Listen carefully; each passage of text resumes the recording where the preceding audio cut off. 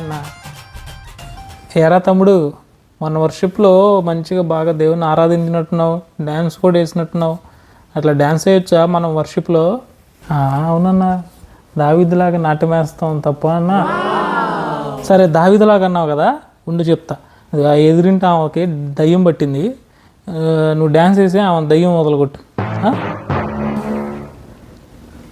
దావీదు సితారా తీసుకుని దేవుని స్తుతిస్తూ ఉంటే సౌలు దయ్యాలు వదిలిపోయినాయి. మరి నువ్వు నాట్యం వేస్తే ఆ ఎదురింటి ఆమె దయ్యాలన్నా వదలాలిగా. సరే దావీదు ఎన్నిసార్లు డ్యాన్స్ వేసాడు దాని జీవితకాలంలో? తెలియదన్నా. దేవుణ్ణి స్తుతిస్తూ ఉన్నప్పుడు ఒక్కసారి డ్యాన్స్ వేసాడు, మిగతా అప్పుడల్లా దేవుణ్ణి సంగీతంతోనో కీర్తనల ద్వారానో దేవుని స్తుతించాడు. కానీ మనం ఆ ఒక్కసారి వేసిన డ్యాన్స్ని పట్టుకొని ఆ డ్యాన్సే దేవుని స్తుతించడం ఏమో అనుకుంటా ఉన్నాం. దావీదు చిన్నప్పటి నుండి దేవుని స్తుతిస్తూ ఉండేవాడు. గొర్రెలు కాచుకునేటప్పుడు, ఒంటరిగా ఉన్నప్పుడు దేవుని తన టాలెంట్స్తో కీర్తనలు రాస్తా. అసలు నువ్వు ఎప్పుడైనా ఒంటరిగా ఉండి దేవుని స్తుతించావా? మ్యూజిక్ ఉంటేనే దేవుని స్తుతించి, మ్యూజిక్ ఉంటేనే డ్యాన్స్ వేయడం కాదు.